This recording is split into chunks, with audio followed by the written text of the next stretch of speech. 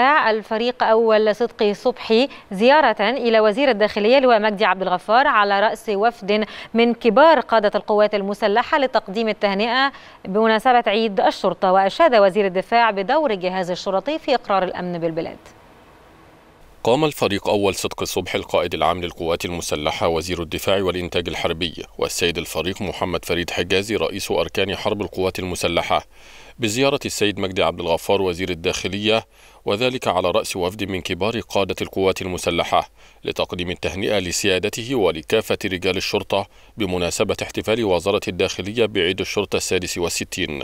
في بداية اللقاء أعرب الفريق أول صدقي صبحي عن خالص تقديره لجهود رجال الشرطة وتضحياتهم خلال مسيرة أداء واجبهم الوطني، وخاصة في المرحلة الحالية التي تتطلب تضافر كافة الجهود في مسيرة البناء والتنمية، مؤكدا أن عيد الشرطة سيظل مناسبة وطنية تجسد أسمى صور الانتماء للوطن والتضحية في سبيله.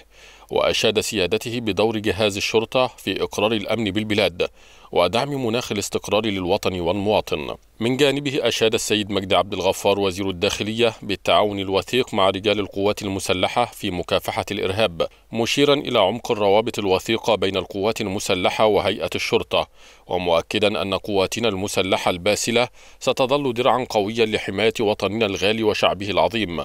حضر اللقاء كبار قادة القوات المسلحة وهيئة الشرطة. تمكن قطاع